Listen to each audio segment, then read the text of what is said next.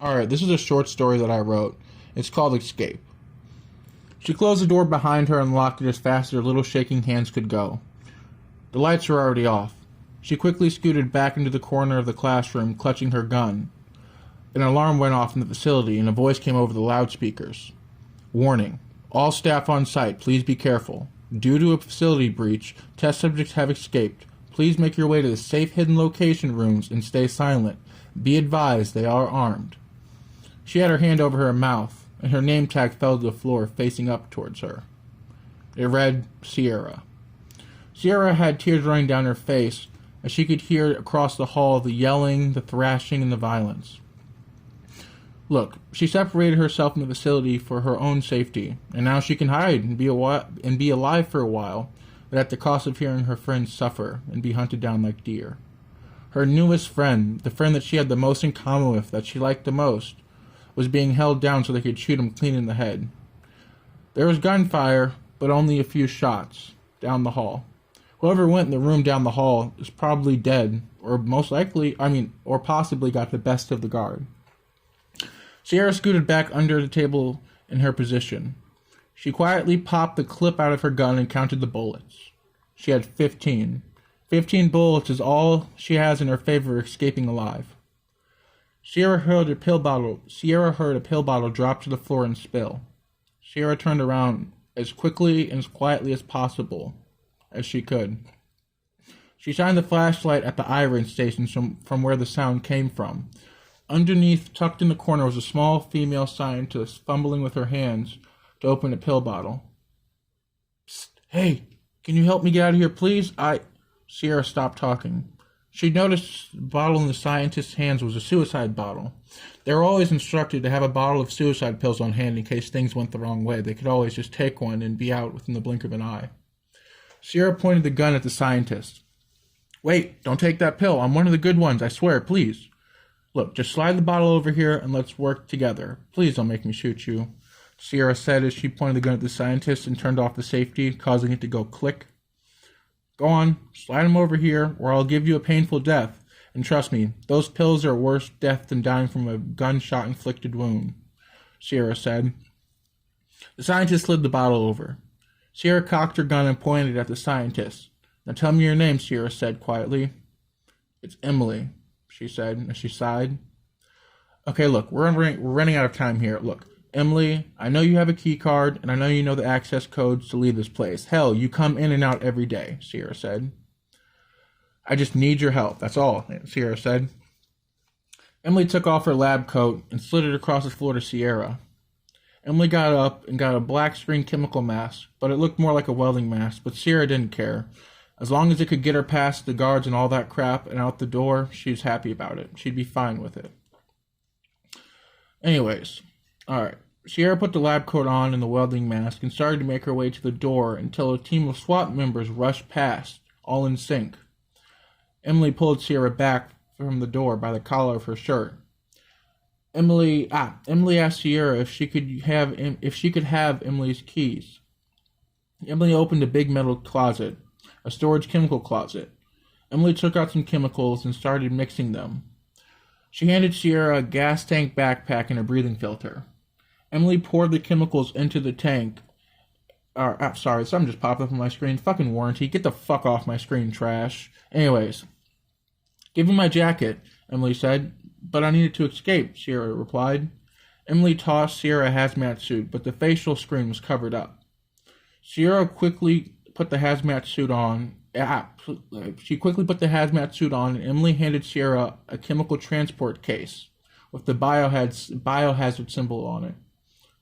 Emily put her lab coat on, and she went behind Sierra and flipped the switch on the chemical tank and turned it on.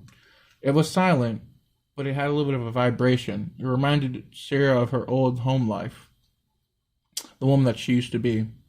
A smile grew on Sierra's face for a sec because of the vibrations, but it stopped. The two of them stepped out into the hallway. It was quiet, but too quiet. They walked through the long halls every now and then. And every now and then they'd come across a body, but not too many. Laboratory, not too many throughout the laboratory. They walked through big steel concrete doors. They were making their way to the plant growing section when someone yelled out, "Stop right there." Forgot to mention this, but before they left, Sierra told, you know what, fuck it, it doesn't matter. Fuck it, it doesn't matter. Sierra's eyes widened. She remembered before they left. I know I didn't mention this, but she remembered before they left. Emily told Sierra that you're mute. You can't hear, you can't speak, you can't do any of that. Don't respond. Anyways, so they quickly approached Emily and Sierra and stopped right in front of them. "We were just on our way to the safety room. We were just late. We had to clean up a mess," Emily said. "All right. What's in the box?" the commander said to Sierra. Sierra didn't reply. She remembers what Emily told her. Sorry, it's his first day on the job. He's seen some things he'd rather not speak about," Emily said. "I'm not asking you, I'm asking him," the commander said. "Hold on. He's got one of those new gangled switches. He's got one of those newfangled suits with the audio system on him. Let me just turn it on. He'll explain himself." Emily said. Emily went behind Sierra and tapped on her left shoulder. Sierra opened fire. She drenched the soldiers with a quickly corrosive liquid. As it happened, Emily stabbed the commander in the neck simultaneously as Sierra sprayed the troops with her lucky pen. She stabbed him in the neck with her lucky pen and snapped it off, breaking it, causing ink and blood to squirt out of his neck, and caused the cord in his neck to hang out like a robot. Sierra sprayed him too, like a huge weed. The minute the soldiers' bodies and weapons came in contact with that solution that Emily made, their bodies began to melt.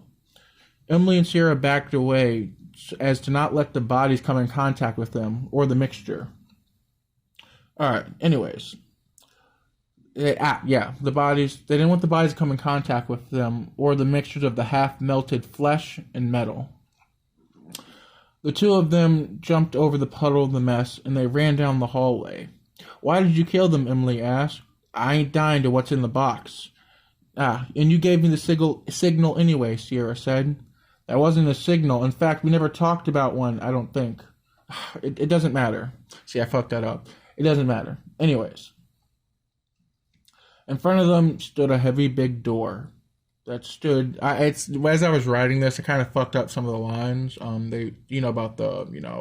They were supposed to kill them. I fucked it up. I was in a hurry to write this, and I wanted to write something, and I was like, this might be a little story. It's only 1,283 words, so, Anyways. In front of them stood a big door. It was a big concrete and steel door. It was heavy. It was the only thing between them and the outside world. Sierra took her tank off and dropped the box and helped push open the door. When they got through, Emily grabbed Sierra's hand and ran straight to Emily's car. Emily sped past all of her old friends and co-workers, and once they got onto the only road for miles, they spoke. "Thank you for helping me. You can drop me off wherever you want. That's as long as it's not prison and not the laboratory," Sierra said. "I no longer have a job because of you. I no longer have my friends from there because of you. Actually, and I'm happy. Do you know how many people were killed in the name of so-called science? I'm happy you came along, even if that means losing my only source of income. But you're sticking with me," Emily said. "So are you happy you didn't swallow those pills?" Sierra said. "Oh, those weren't pills, those were vitamins. I was just going to play dead," Emily said. "Well, you fooled me," Sierra said. "Where are we going?" Sierra asked. "You'll see," Emily said. Alright, that was the end of the story. I was running out of steam here. I'm kind of putting up with some shit right now at my house. Dealing with some other drugs and other things. I'm not gonna lie to you, I smoke a lot of weed. I'm trying not to smoke as much, so it's stressful as fuck, and I'm trying to get back in my old habits of writing. But this is just a short story. I might write another book like The Gauntlet or Consequences, but till then, I'll let you guys know. But I'm not going to ask you to like and subscribe. Do whatever the fuck you want. I don't give no fucks. You can do whatever the hell you want. Like, subscribe, it's all up to you. I don't really care, man. Anyways, if you like this video, stick around and you'll see some more. I'm not really good with my voice on camera. I don't know why I make these videos, but until then, I'll see you guys again Or later. I don't fucking know, goddammit. You know what? Let's just go smoke some fucking weed. No, I'm just joking. Alright, I'll see you guys later.